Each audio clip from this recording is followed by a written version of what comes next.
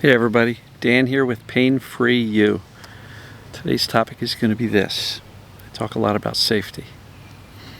So it really struck me that safety is created proactively. It doesn't just happen. So I'll get to that in a second.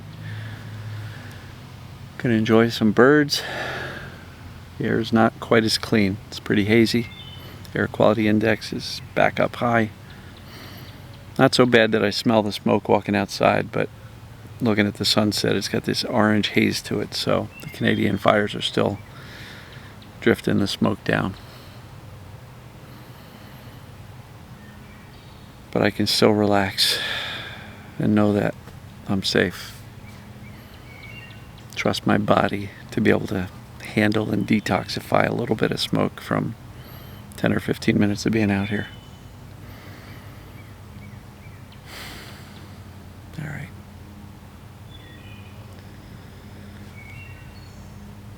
The feeling of safety is created proactively. It doesn't just happen.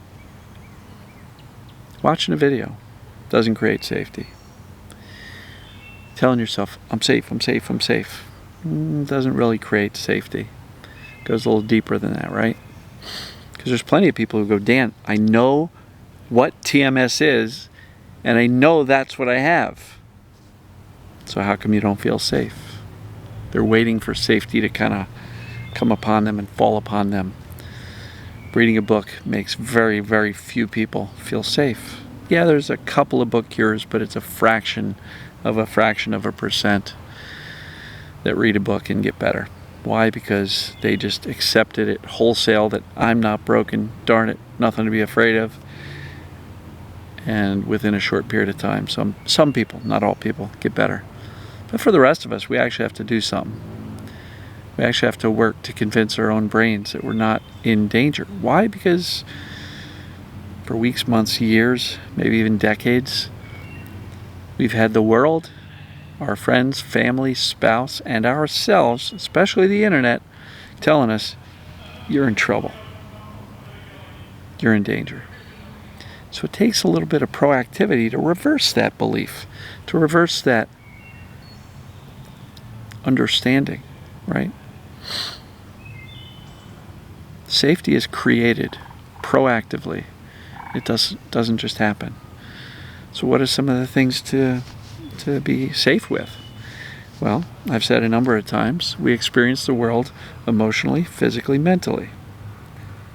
Spiritually too. I don't teach that because everybody's different.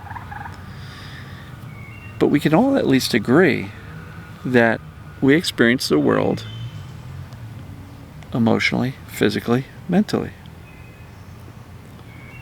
And it stands to reason that if we can feel safer in those three ways that we experience the world, the brain, and thereby the entire system, the nervous system, which the brain controls, will settle down because we're feeling safer emotionally, physically, and mentally.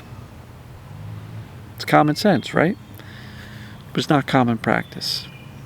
So, my suggestion is we focus on teaching the brain that we're safe emotionally, safe physically, safe mentally.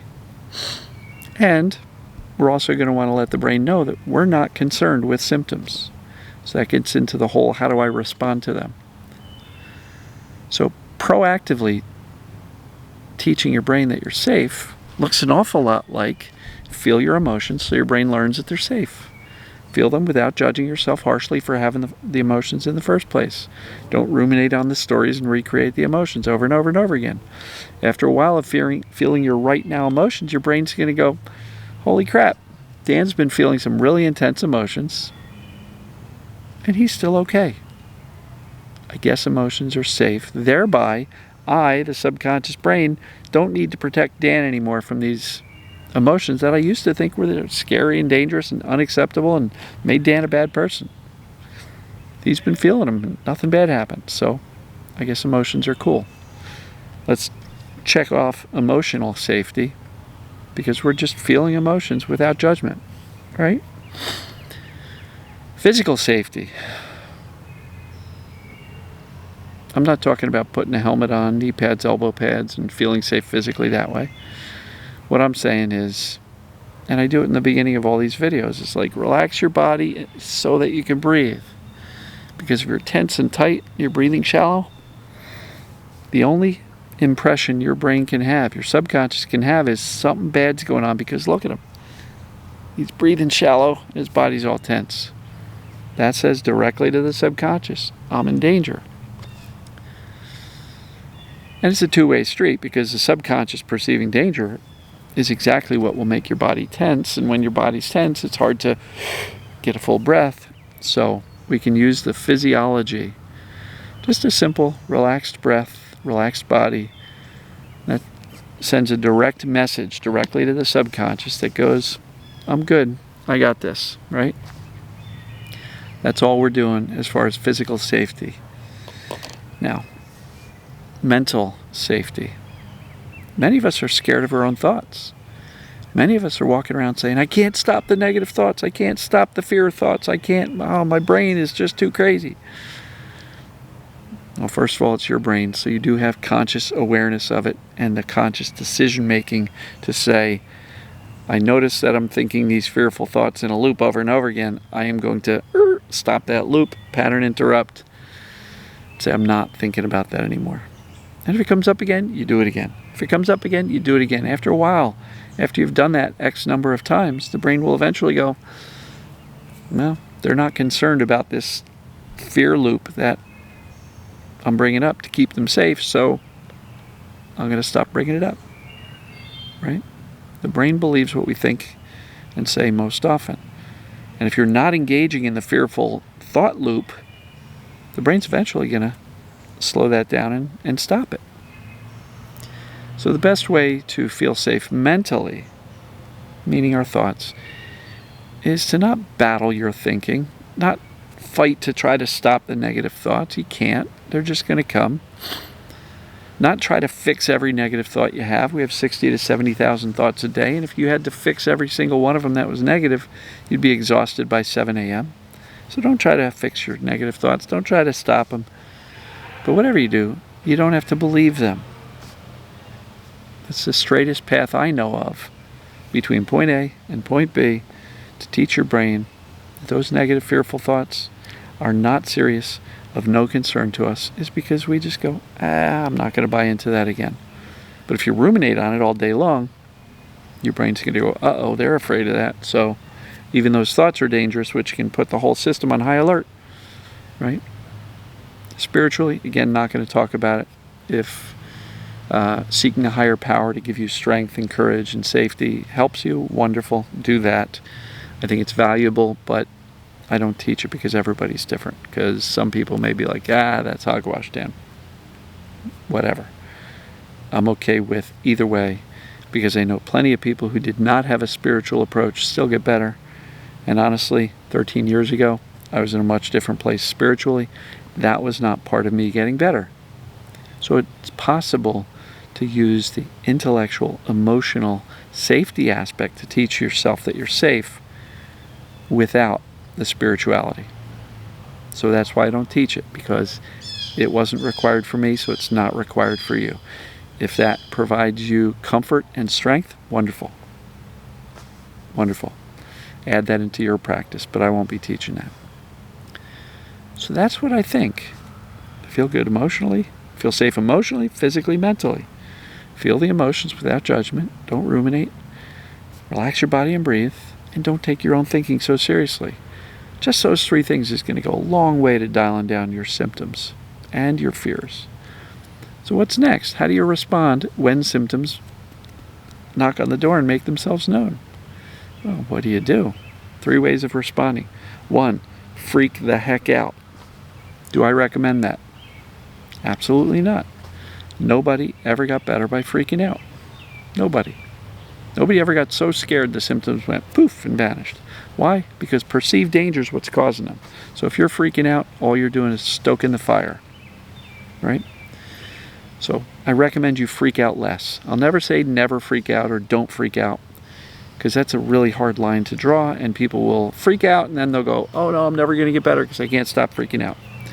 Freak out less frequently, and for shorter durations. and catch yourself in the freak out and pull yourself out before they drag you into a whole day or week or month of a flare-up, right? So freak out less.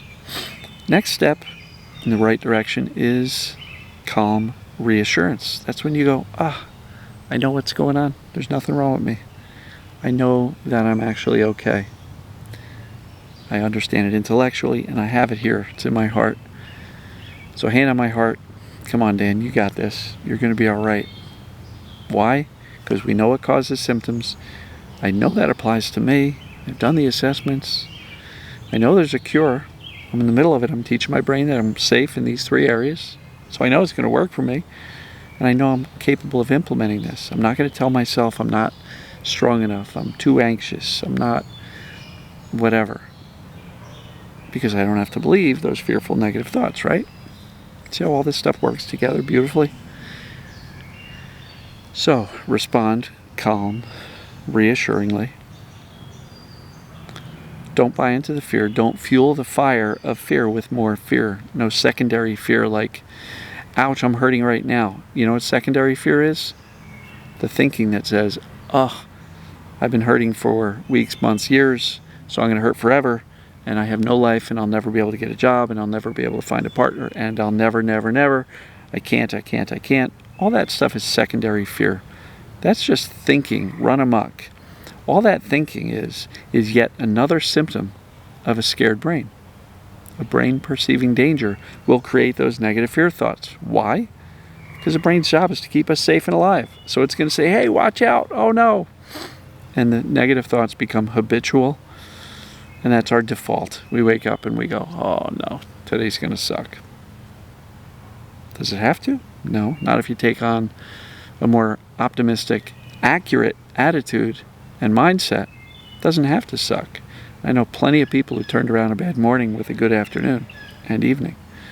So, responding to symptoms, freak out less, calmly reassure, and if you can get there, indifference. That looks like this. Don't care.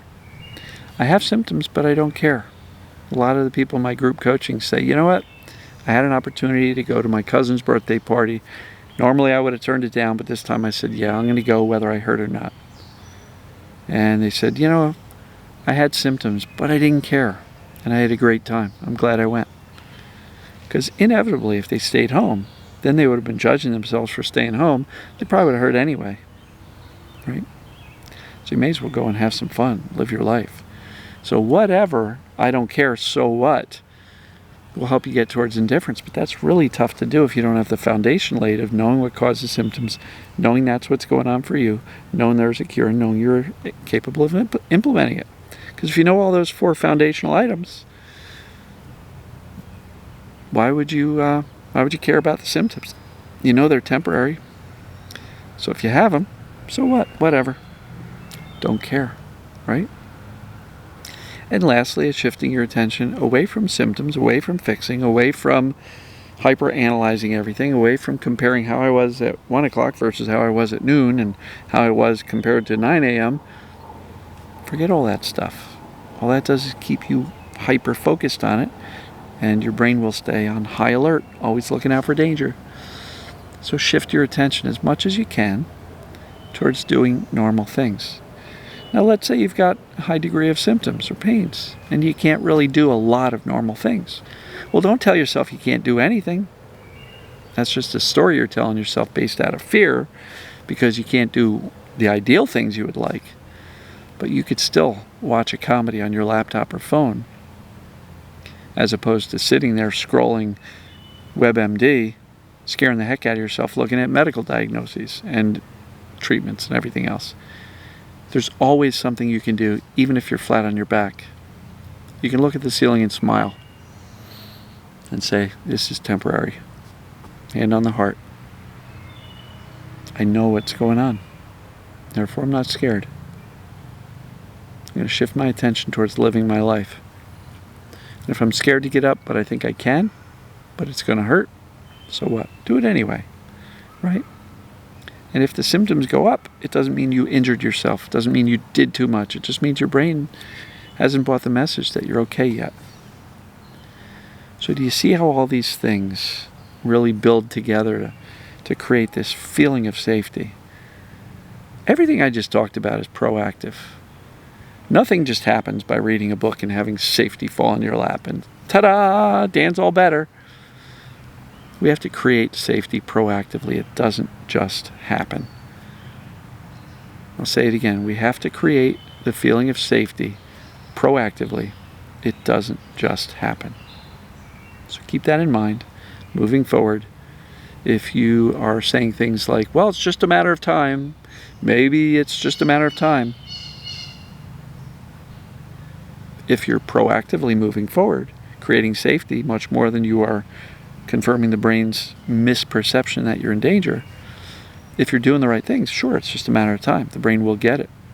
But if you're doing things that are creating more fear, all the time in the world, it's not going to change things. Because if your current approach, your current response is not working, there's a reason. So evaluate it against the things that I just spoke about in this video and say, are the things I'm doing in line with what Dan's talking about? Or am I more on the line of freak out and hyper obsession and hyper focus on the symptoms? If so, more time's not the answer. Shift. Make some gentle changes and start doing more of the beneficial things. That's how you get there. Safety is created proactively. It doesn't just happen. It doesn't just fall in your lap. It doesn't just osmosis into you through the passing of time. We have to create it proactively. So if you want to get better, ask yourself, am I really being proactive at teaching myself in this scared, misinformed subconscious? Am I proactively teaching myself I'm actually okay? And walking around nervously saying, I'm safe, I'm safe, I'm safe. Sorry, that's not it. Watch this video again. Listen to, take notes of all the things I just spoke about. That's how we proactively create safety. You can do it. Other people have done it. I did it. It's available. The process works. It absolutely works. So implement it. Know that everything's temporary here. Right? These symptoms are temporary when you do these proactive safety things. It just works. So focus there. And I'm going to wrap this one up. A little bit longer of a video. Almost 18 minutes. I love you all. Hope everybody's doing fantastic. For anybody in the United States, enjoy your 4th of July weekend. For everybody elsewhere, enjoy your weekend. Lastly, Tuesday, the 3 o'clock Tuesday group coaching call will be canceled. There's a 4th of July party, and my brother is holding a party on that day.